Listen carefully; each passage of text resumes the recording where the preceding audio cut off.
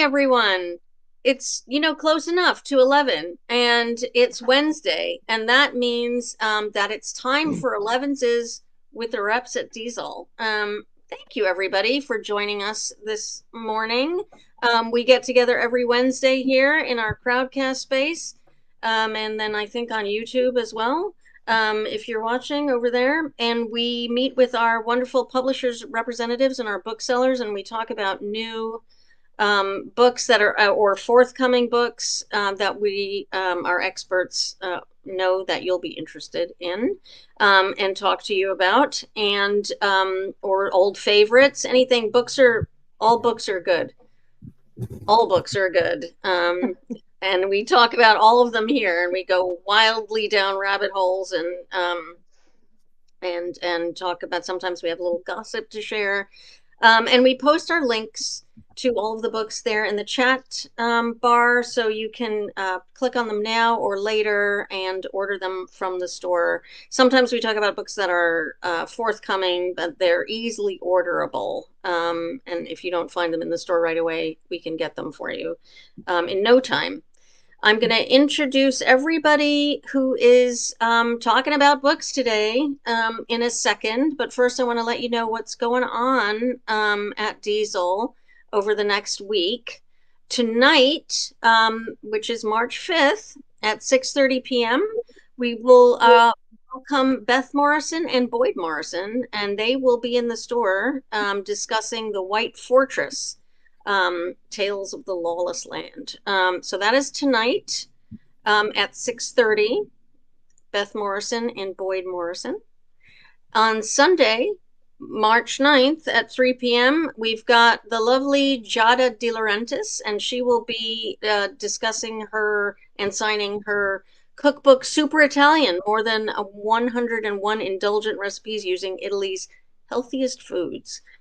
Wade Lucas was on last week, and he was talking about this fantastic cookbook. It looks absolutely great.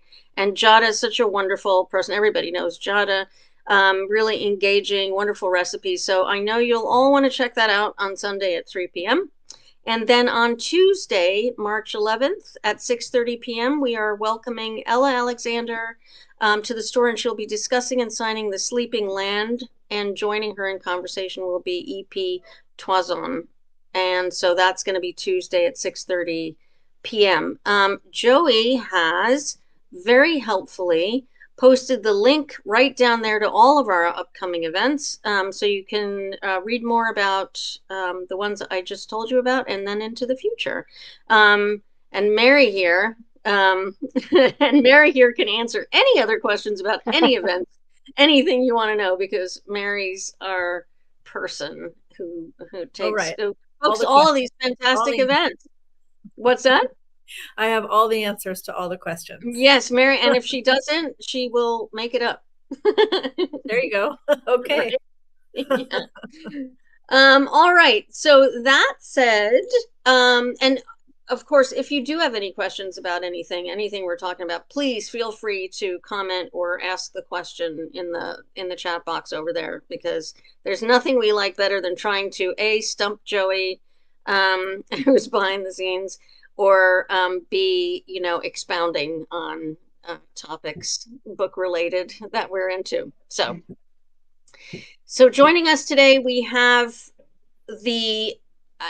she's such a fabulous rep that we only need one this week.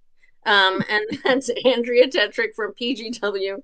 And we haven't seen you for a while, Andrea, so I'm super excited to hear about your books today, because one could say that she's magisterial. One could say that. Oh, well, goodness sakes. Majesty. I'm blushing here on Zoom. I don't know if you can see. No, I can't. Come a little closer. And so Andrea is representing the publishers reps today. And then we have two fabulous booksellers joining us. Lynn, who we've all seen before up there in the store at Diesel, and Mary, who is our wonderful events coordinator. And, occasionally she breezes in and sells some books in the store as well. And I don't get to see Mary very often. behind behind the curtain most of the time. So really happy to see you here, Mary. And Lynn, I want to thank you for filling in at the last minute. So why don't we, Andrea, why don't you lead us off? Okay, thanks. I appreciate that. Hi, everybody. Good to see you. The first book I want to talk about is from Europa Editions, and the book is The Cafe with No Name by Robert Seethaler, who has a lot of fans in Germany and in Europe. It was a #1 German bestseller, but he's also got a really avid following here in the States. So I know they're clamoring for this one. It just came out last week. And it's basically the setting is a humble cafe in post-World War II Vienna, where the daily dramas from all of the cafe goers, the owners, the workers are all they all play out, and it's quite subtly done. And I just this guy is such a great writer, and it's nice to see this huge cast of characters basically just well played out. I mean, the development of character is great.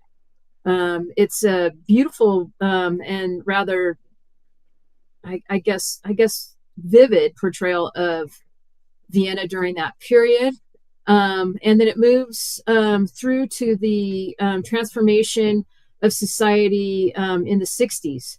So it really is not only like a character study of all of these folks that come in and out of the cafe, but also really does a great job of portraying a city rising from the ruins of World War II.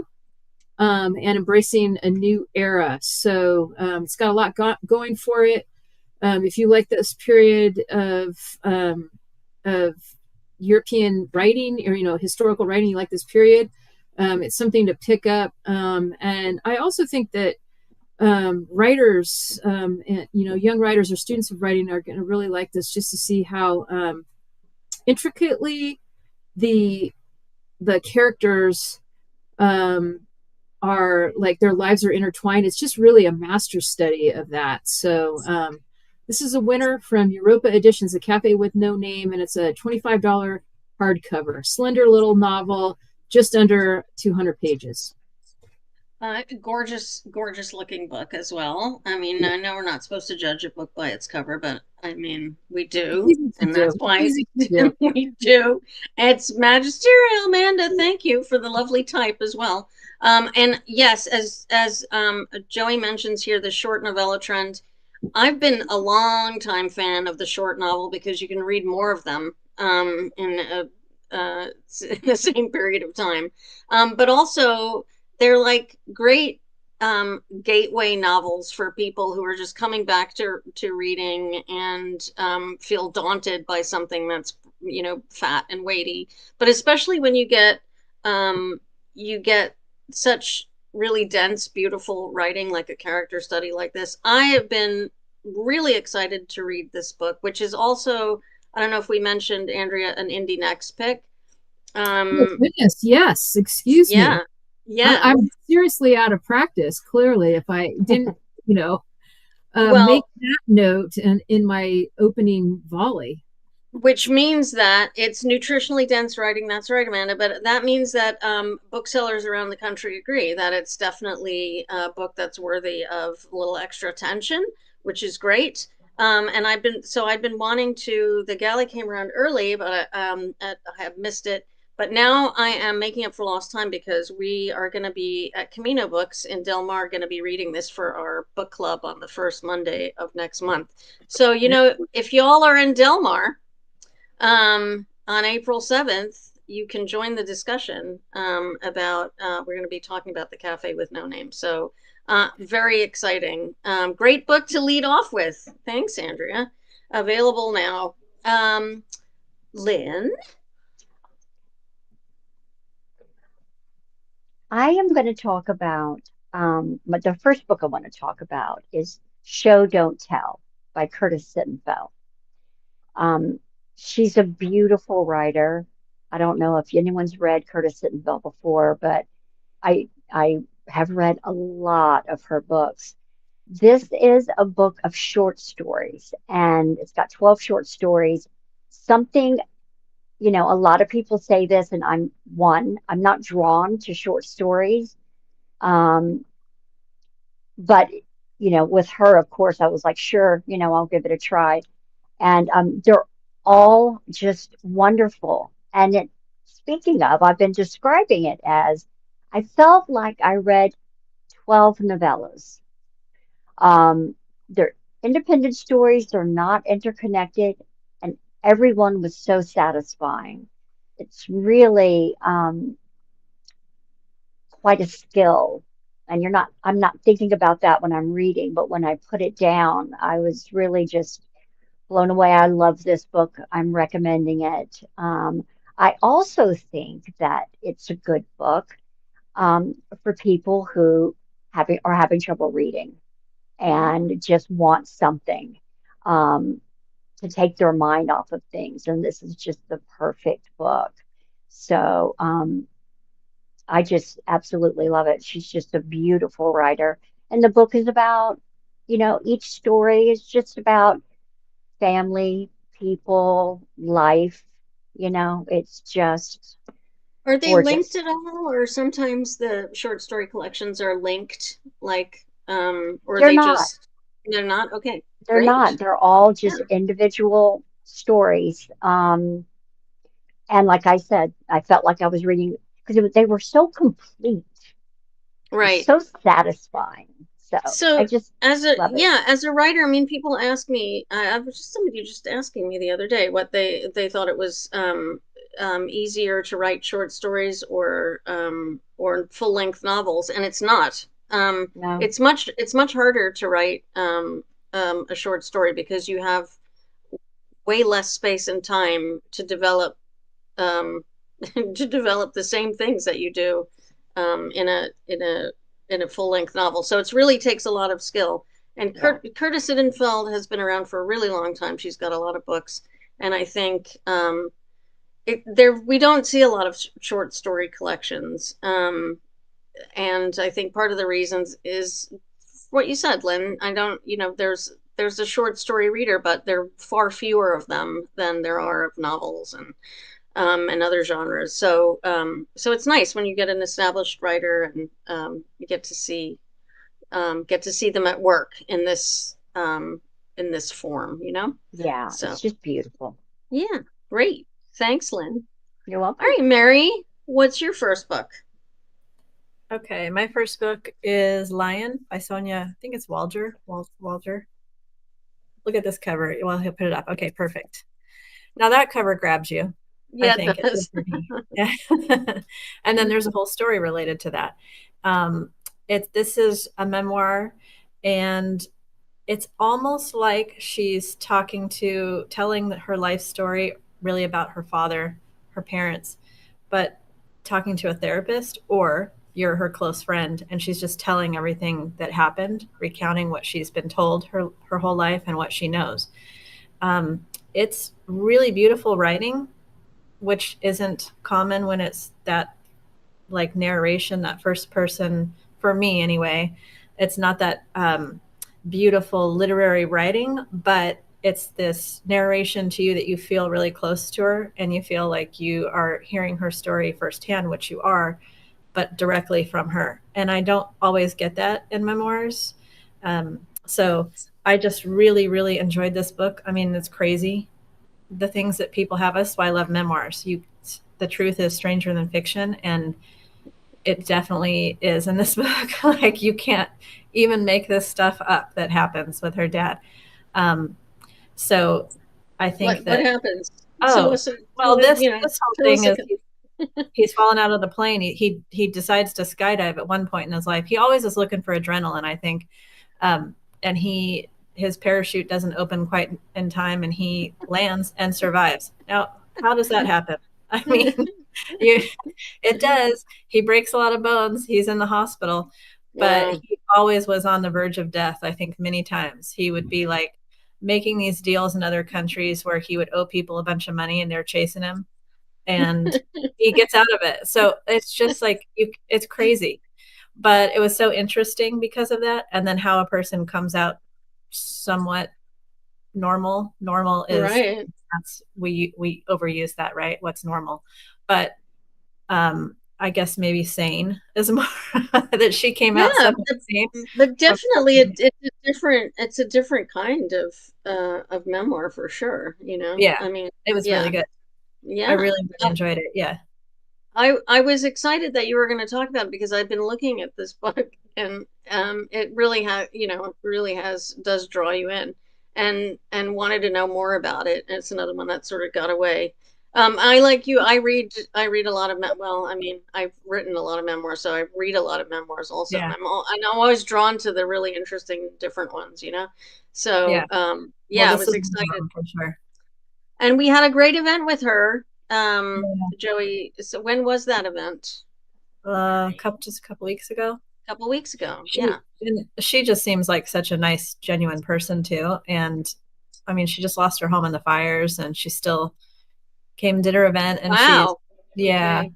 So yeah, she really wanted to do her event because I'm That sure that yeah. that's big for somebody who's lost something. But Right. Yeah, yeah, absolutely. Been hearing a lot of that actually lately. And Joey said she was cagey about which part of the memoir was the novel was made up, which part were true. I mean, it does say a I think novel.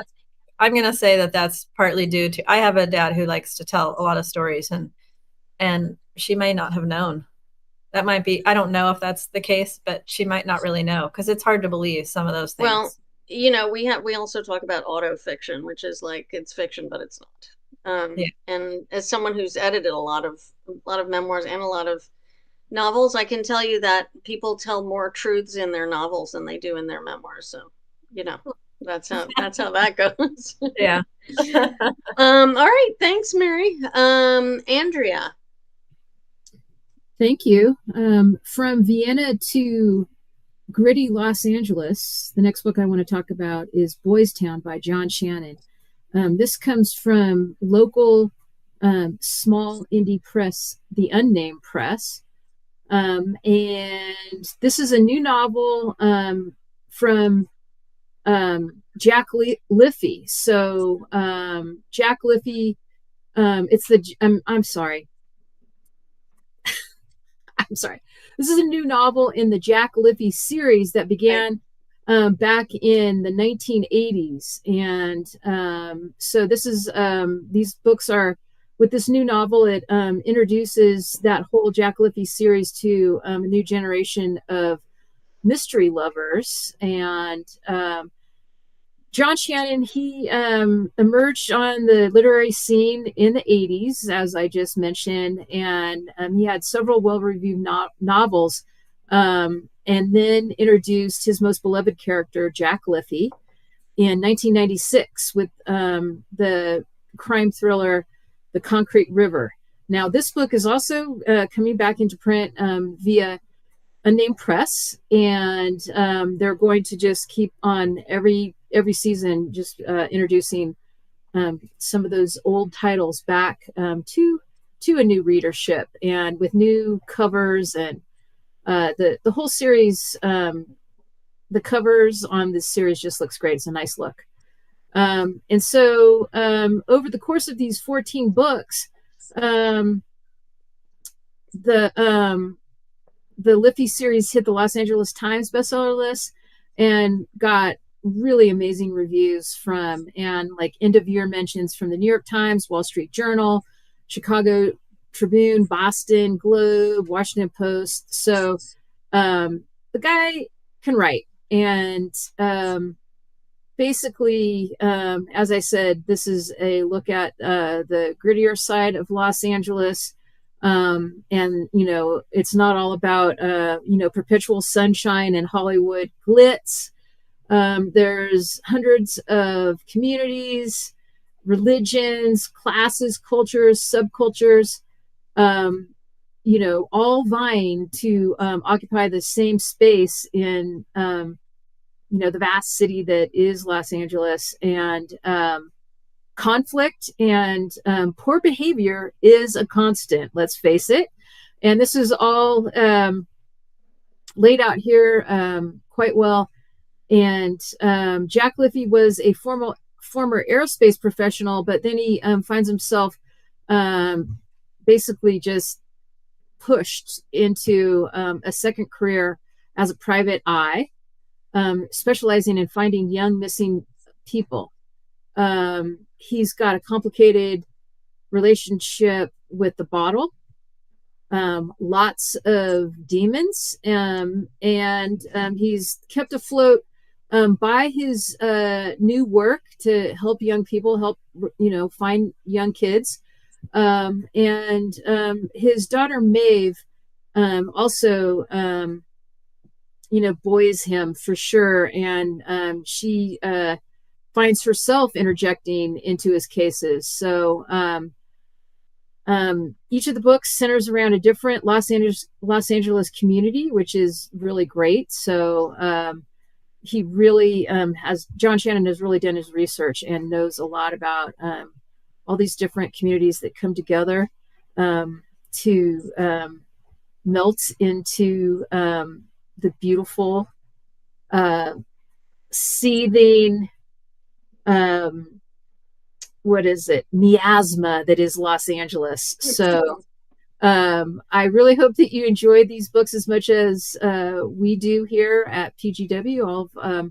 We have a lot of mystery readers in our rep group, and this is one of our faves. So Boys Town, that's a $28 hardcover from Unnamed Press, and it was out last week as well. Where is this in the series, Andrea? This is the last one in the series. Okay. And it's a hardcover, but the first one, Concrete River, should be out as well. So you don't have to read these in. Actually, Concrete River publishes 4-1. Okay. But you don't have to read these in order at all. So and they wanted the new one. They wanted to definitely like get more like garner like attention and reviews by putting it into hardcover. But the backlist titles will be in paperback. So it's an easier commitment to check out those earlier ones. Yeah. I love the LA detective or LA noir writing, because like you were saying, LA noir, it's sort of noir in bright sunshine kind of a thing. So it's like the chiaroscuro effect when you're talking about like LA crime writing and detective writing. It's the best. It really is. I'm not at all biased, but I really feel like it should be a genre of its own. Yeah, at this point, exactly. because there's so many great entries into it. They should just be like in the West, at least there should just be on the shelves like LA crime. Yeah. I'm no argument here.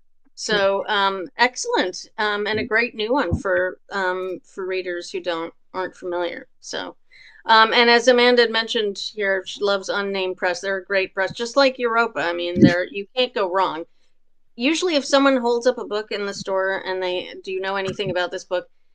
And I know nothing about the book, which is unusual, but it does happen. And I know nothing about the book except the publisher. If it's Europa or Unnamed Press, it's like, I don't know about this particular book, but I can tell you that this press doesn't do anything but great books. So it's always easy. So. Oh yeah. Yeah. All right. Thanks, Andrea. Lynn, back to you. I'm also going to talk about a new book, The Strange Case of Jane O. It's by Karen Thompson Walker. I'm not quite finished with it yet. I'm almost finished. I absolutely love it. I picked it up because it's got a store buzz. There are a couple of customers. It came out last week, I think, or 2 weeks ago. And people were talking about it. And that to me is the best way to get a recommendation. So picked it up last night and I'm almost finished. But it's about a woman who about it. She's a single mother, and about a year after she has her child, she has some sort of psychotic episode. With it's psychotic break. She's got some hallucinations. She ends up found in a park in New York, unconscious. She's left her baby at daycare. Several things happen, and she got to just there are hallucinations as well. So she goes to a therapist, a psychiatrist, and the story is from the point of view of the psychiatrist and the point of view of Jane O. And it's really, really interesting. I'm going to read part of the jacket, what they say.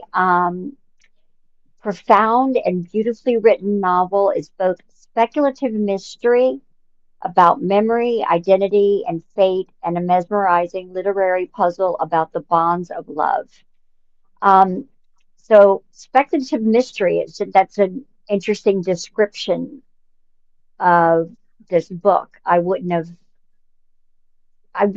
labeled it anything, and now I'm so glad that I've actually read something that's speculative because I don't think I've read much that is. Anyway, it's really a book that you can't put down. It is, my customers were right. It's just very interesting. Like I said, the therapist, he's got his own life. He's a single dad with a young daughter. And then you've got Jane O. And then you also have the police, because Jane O goes missing after about 3 or 4 days in this book. Just goes missing. And the I can see psychiatrist why and the it has. police are I can trying see. to piece that together. I can see. I'm sorry, Lynn. I can see why it has a lot of buzz. It's got all kinds of Yeah. elements working for it. I was going to ask you if you wanted to like pop out early and finish it before you. I so much want to finish it. I'm going to bring it to lunch with me. I don't know if that'll work, but yeah. That's great. Well, you've certainly sold me. I haven't read it, and but I love Highly recommend. all of these elements, right? And also that weird little line where you don't know if it's a hallucination, if it's real, or what real is anymore. So that it sounds like it combines all of those elements. Excellent. Just so well done. Yeah, perfect. We'll look forward to hearing about the end of it when you finish. All right, Mary, over to you. Okay, so my next one is, I guess I have a theme this week with memoirs. So it's a Nico Case book, The Harder I Fight, The More I Love You.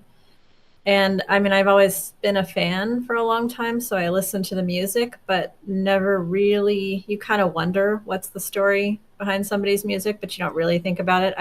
I'm a fan in that I enjoy the music, not that I knew anything about her life. And wow, another one where it's like, you can't believe it's true.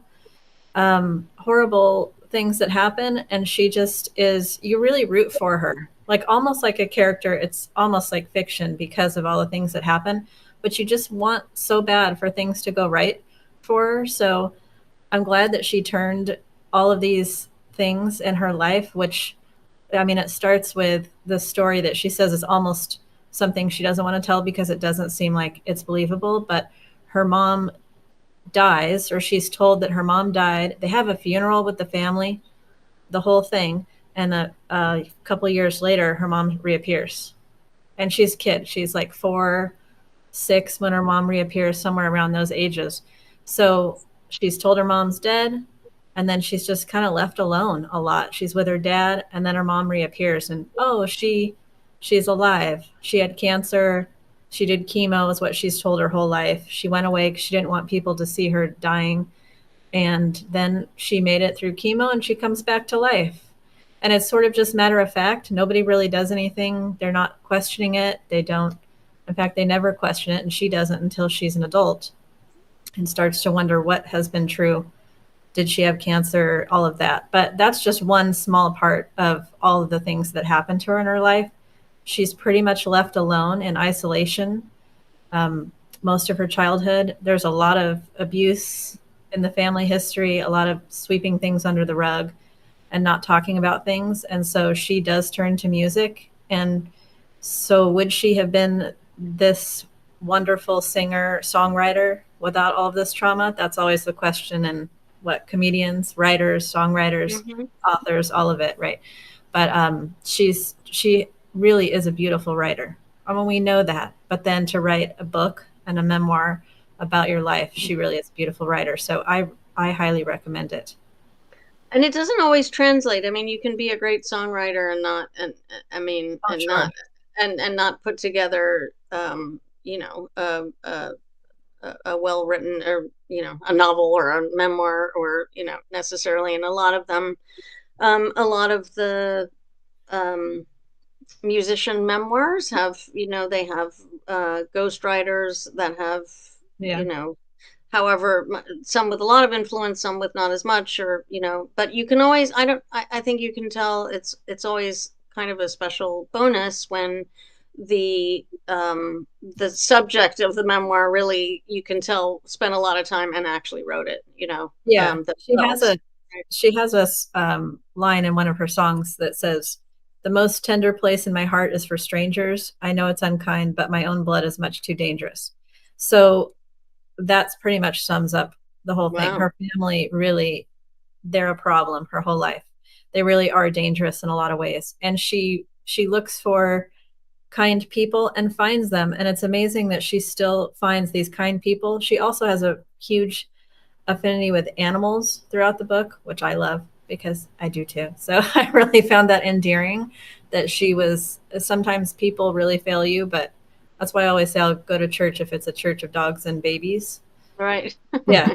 Because the adult humans ruin it. But and I think that cover really, tells a lot of the story right there. If you look at when I first saw the guy, I kind of glossed over it, and then I looked at it a little more carefully. I was like, wow, that's really powerful. Yeah, that's her family behind her, basically, is what she's referencing. Yeah. It kind of has a lot of similarities to, I don't know if anyone read Hollywood Park, Mikel Jolet.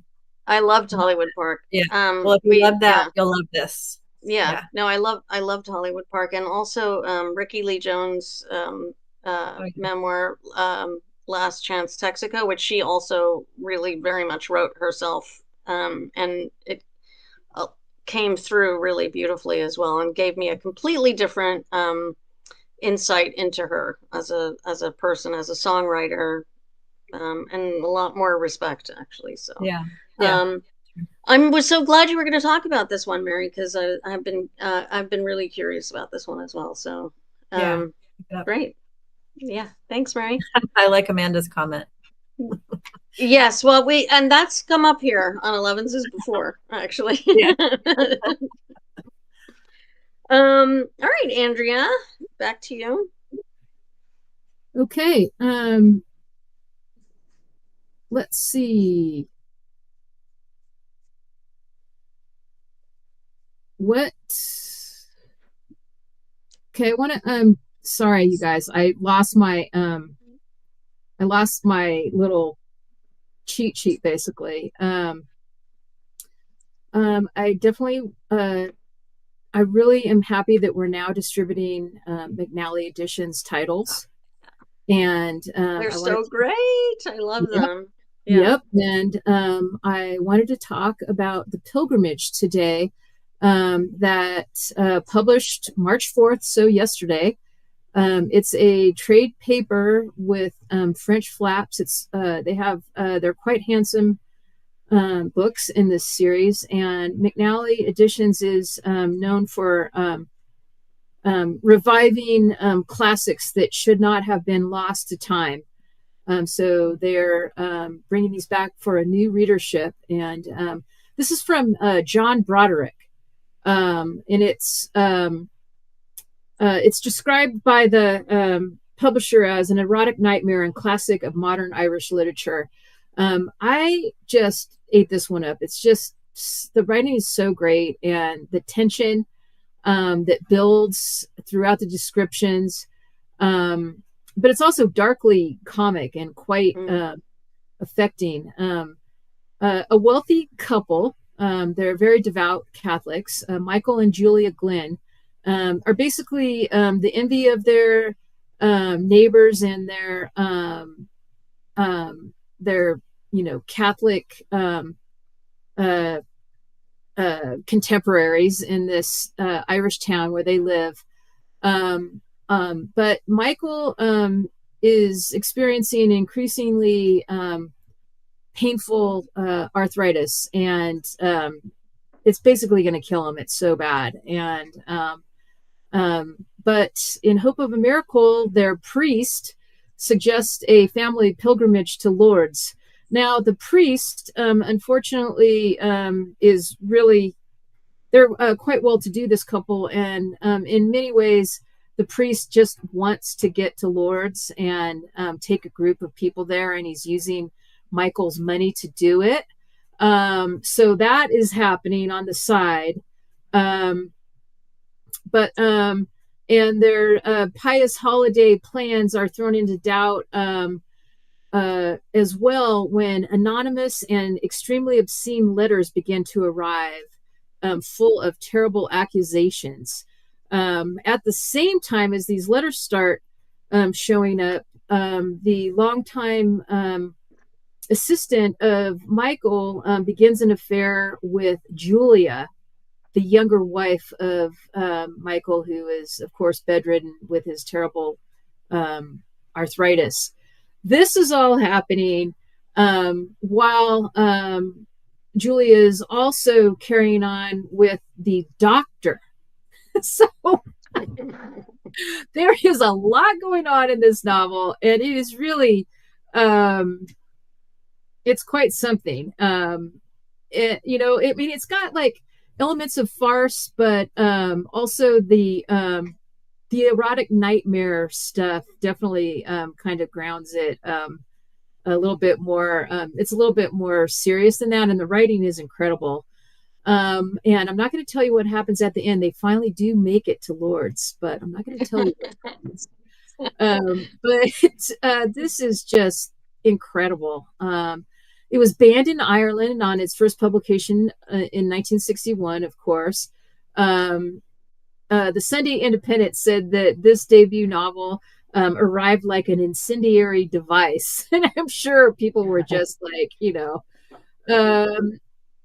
because there's also elements of, well, no one really talks about it, but in the household, but Michael probably also had an affair with his with a young man who was the dear friend of his assistant, who's having an affair with his wife. It's just so, back in 1961 Ireland, no one was talking about homosexuality, and it's basically like a French novel set in an Irish town. So it's got a lot going on, and I'm telling you. I mean, if there is anybody who doesn't want to read it after this description you just gave, then there's no hope. Well, I hope so. I hope so, because it's just like it's just really one of those novels that I'm not going to forget it too soon. And it's like, I have a lot of books to read and to skim and to just like get 10 pages in for some of the nonfiction, just to get a feel for the, for the writing. And, you can only read like, you're skimming a lot of the novels, but I was like, okay, I'm down. I'm in, I'm reading this whole thing. And I'm really glad I did, because, yeah. I'm in. I'm obsessed with this cover, which is amazing. And after this description, and as Amanda points out, immediately banned is a clear mark of quality. And I think we should all be reading all of the banned books all of the time, because before they're all banned, and even the ones we think could be anything, but especially to see, as there's a lot of I want to say literary whiplash lately, things that were everything old is new again, including bands. So let's check it out, just for that reason alone, but also because it sounds really, really, really fun, in the happy reading sense. So you've sold me, Andrea. Excellent. All right, let us begin our last round with you, Lynn. This book that I'm going to talk about, I read, is not out until April 1st, which is actually very soon. It is Heartwood by Amity Gage. Look at that cover. beautiful. Look at that cover. It's absolutely beautiful. It's about a woman who is hiking the Appalachian Trail by herself. Um, and it's told from four points of view. She goes missing. Um, and it's told from her point of view, um, in letters that she's writing to her mother while she's missing. It's told from the point of view of the detective who's in charge of looking for her. And it's the search is so expansive and difficult.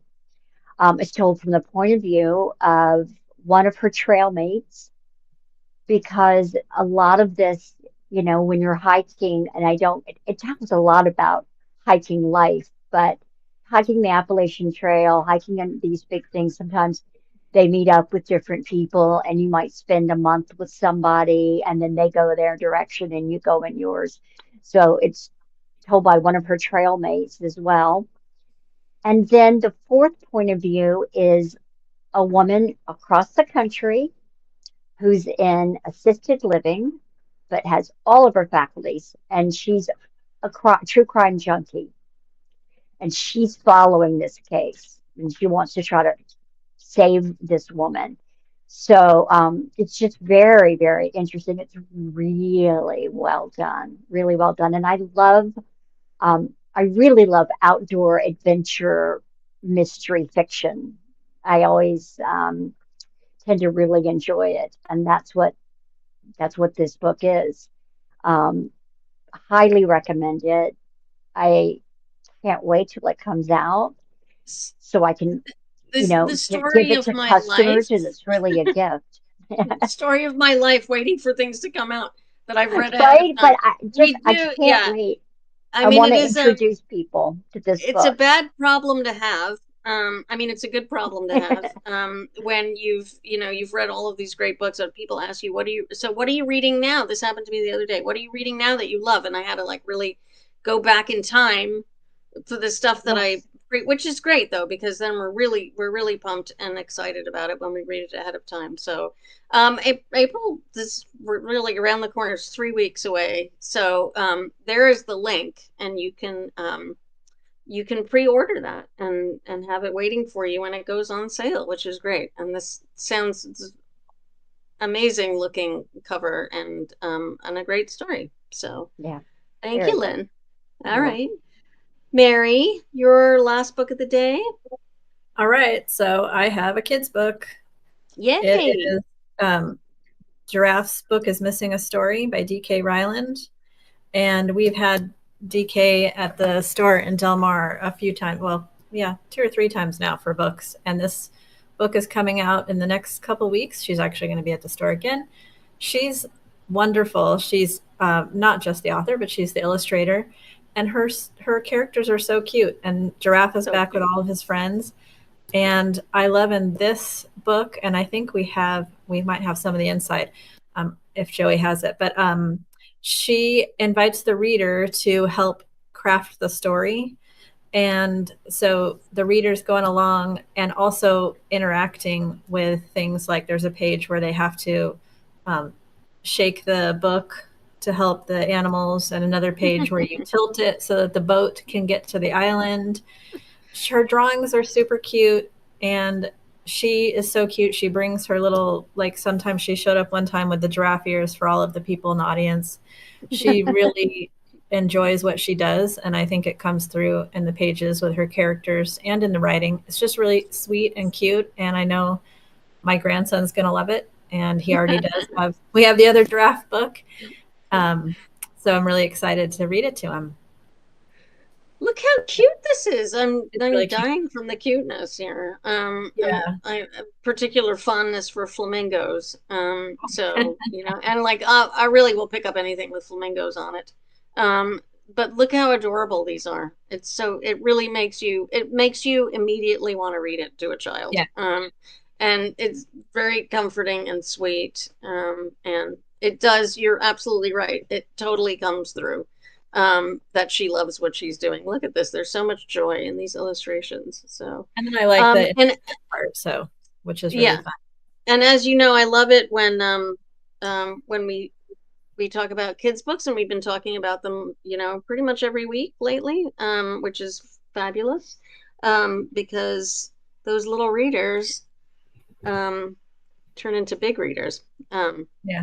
And this is where they start. So, and they're always looking, and they're hungry for books, and great books. I love talking about books with kids. Just that excitement and that enthusiasm that the kids and younger readers have for books of all kinds there's like nothing like it. Yeah. You're a kid again, and with the whole world open to you when you're talking to a kid about books. So, thank you, Mary. All right, Andrea, let's wrap it up for the day. Okay. So I wanted to talk about another unnamed press book,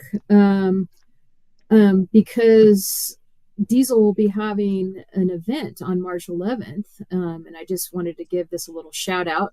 Before that, it's called, the book I want to talk about is called The Sleeping Land, and this is by Ella Alexander. $28 hardcover that published yesterday. And basically, this is a unique supernatural thriller about a group of Western archaeologists who are the first to gain access to dig in post-Soviet Siberia. And what they uncover is a creeping horror. But is it something that they are releasing from this frozen cave that they're digging in, or from deep within their own psyches? We don't know. Rivka Galchin described this. She's the author of Everyone Knows Your Mother is a Witch. Describes this as, or says, Alexander's distinctive brilliance makes every page a wonder in this psychologically astute and also very, very funny novel. And Unnamed Press and the PGW reps love this for its depth of character study, the drama between colleagues. These young archaeological students have a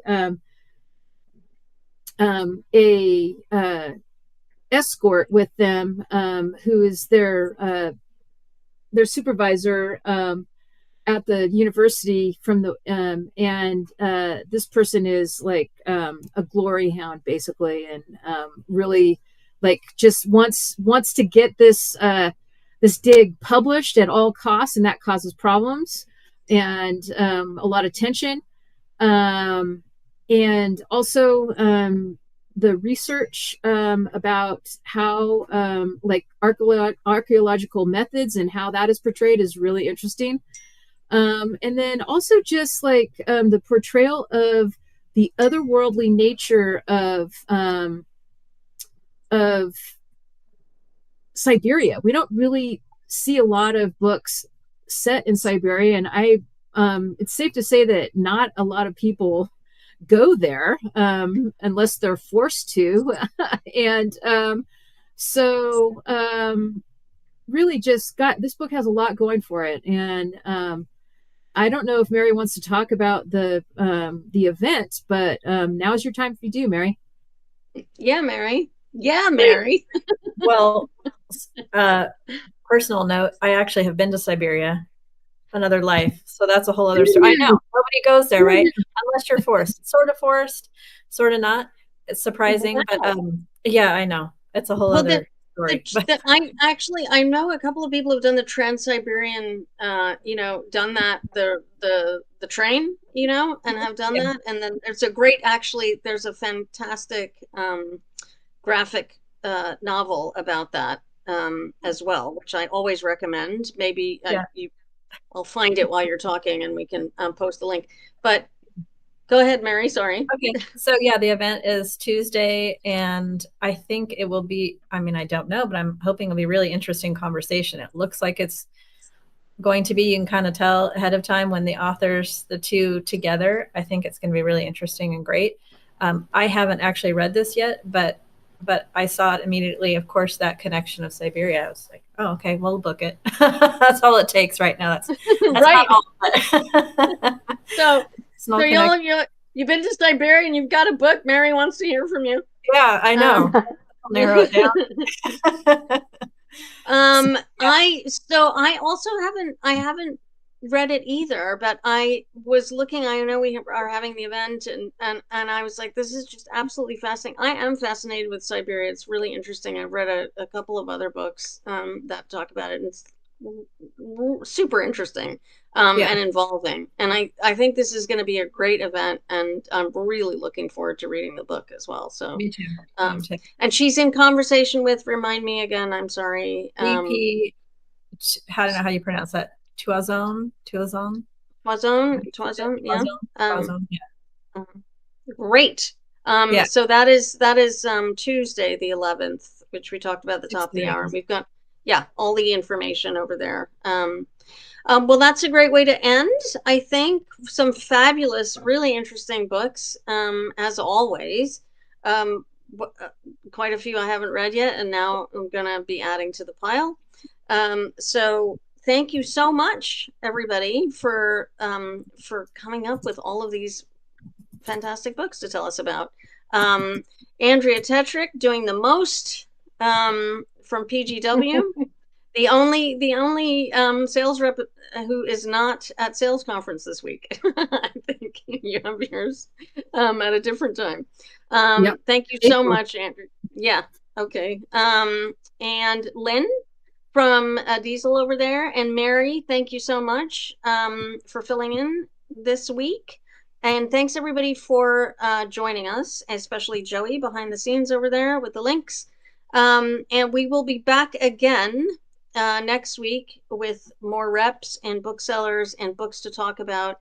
And we hope that you will join us then and join the conversation. And in the meantime, everybody have a great week. Don't read the comments.